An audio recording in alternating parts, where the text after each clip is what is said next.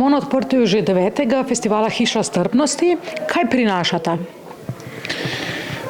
Ko smo začeli samo idejo festivala strpnosti, se je meni zdel svet zelo nestrpen. V 10 letih se mi zdi, da se je to pa drastično poslabšalo. Gre za ne samo za strpnost, ampak za to, da enostavno ljudje ne sprejemamo različnosti, drugačnosti. Zato smo pravzaprav se odločili, da ta filmski festival, ki je na nek način šel iz ideje holokausta, ozaveščanja o holokaustu, o tem, kaj se zgodi, ko prenehamo biti strpni, ko zgubimo svojo človečnost, in smo ga že prvo leto pravzaprav razširili na vse vrste nestrpnosti, nesprejemanja, od begunske krize, rasizma, do, ne vem, LGBTQ problematike, skratka do vseh vrst nestrpnosti. Meni se je celo v zadnjih letih pojavil problem, da se mi zdi festival strpnosti mogoče ne prava beseda, ker kaj pomeni biti strpen do nečesa. Bolj se mi zdi, da moraš nekaj sprejeti, razumeti. Zato smo tudi dodali že lansko leto k festivalu strpnosti še hiša drugih. Vsak od nas je v neki situaciji drug. Tako da ja, prinaša različne filme, žanrsko imamo dokumentarne filme, igrane filme, kratke filme, animirane filme, skratka gre za nek zelo zanimiv festival, ponavadi imamo zelo razdeljeno, kakšne vrste festival je. Ni samo filmski festival, namreč vključujemo tudi predavanja, delavnice. Zelo pomembno se nam zdi pri vsakem filmu, predvsem tistih filmih dopoldne, ki so namenjeni najmlajšim, to pomeni osnovnim in srednjim šolam, študentom, da se pred in po filmu pogovarjamo o filmu, o tematiki filma. Tukaj so gledališki koncerti, razstave, skratka gre za nek tak multimedijski dogodek, ki mogoče pri komu celo vzbuja neko averzijo. Imam celo občutek, da pri filmskih ljudeh nimajo občutka, da gre za pravi filmski festival, čeprav gre za odlične filme, za kompletno novo produkcijo vsako leto, za filme, ki jih ne vidimo na drugih festivalih praviloma. Tako da se mi zdi, da to je škoda, da ta publika, ki ima rada filme, mogoče v večji meri ne obiskuje našega festivala, prav zaradi mogoče tega predsodka, ki mislijo, Bog ve, kakšne filme zdaj prikazujejo. Skratka, gre res za vrhunsko filmsko produkcijo v prvi vrsti, ki pa seveda ima v svojih vsebinah, temah, s katerimi se filmi dogajajo, v svojem jedru pač neko obliko nestrpnosti, nespoštovanja, nerazumevanja. Tako da to je ideja festivala in res se mi zdi, da je en super izbor. Pomembno je poudariti, da festivala ne podpira Ministrstvo za kulturo, že 9 let se trudimo, ampak žal ne, in da poleg Mestne občine Ljubljana, ki podpira festival, v največji meri se lahko zahvalimo veleposlaništvom v Sloveniji, njihovim tujim kulturnim centrom, ki nam pomagajo potem pri pokrivanju teh stroškov. Lahko pa pride v bistvu vsak, ne glede na svoj gmotni položaj, kaj ne? Ja, to je bila pa že od začetka tudi ideja, da prvič vsi filmi morajo biti podnaslovljeni tako v slovenščino kot v angleščino in da so vsi filmi brezplačni. Vem, da je v Sloveniji velika konotacija, da če je nekaj brezplačno, to potem nima neke cene, neke veljave, verjetno to nekaj ni v redu, ampak ne, meni se je zdelo pomembno, predvsem zaradi mladih ljudi, pa tudi seveda ljudi, ki so v nekih finančnih stiskah, ki se ne morejo privoščiti filmov, da res lahko pridejo, si pogledajo vse filme, uživajo v teh filmih in da so pri tem brezskrbni, da jim ni treba pravzaprav res.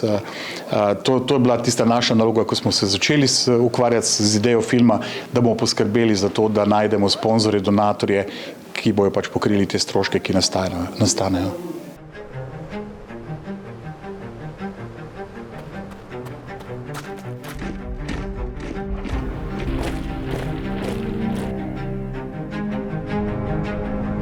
Questa è intelligente, čuš?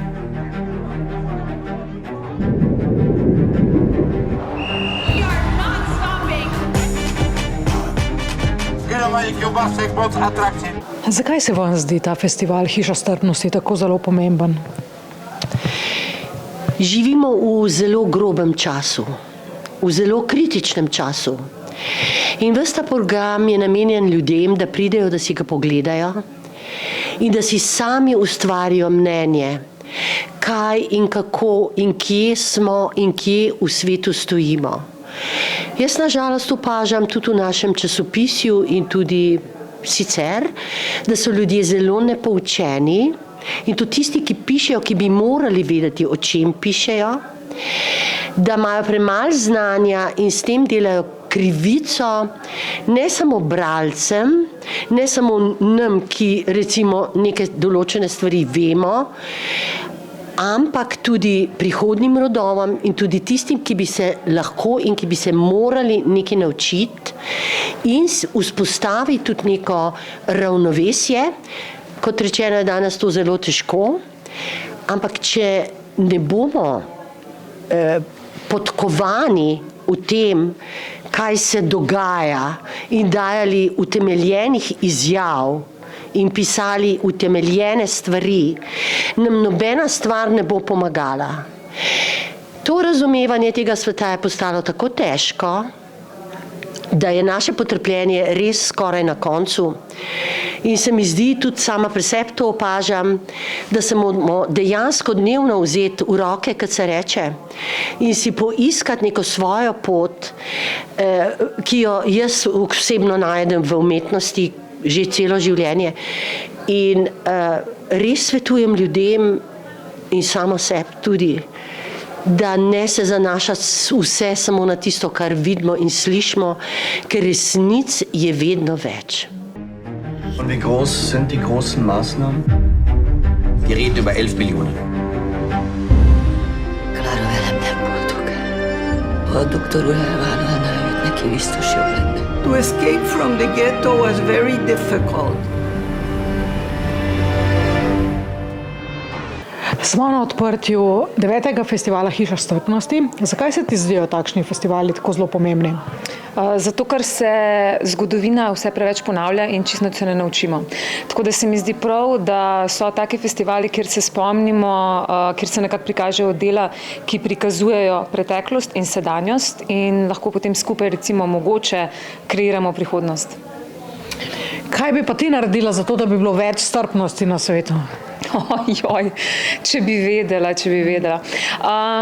Mislim, predvsem se mi zdi, jaz sem delala veliko gledališke pedagogike in meni se še vedno zdi gledališče, film, zelo dober medij, da se naučimo, da pogledamo skozi oči drugega in da se nekako približamo drugemu.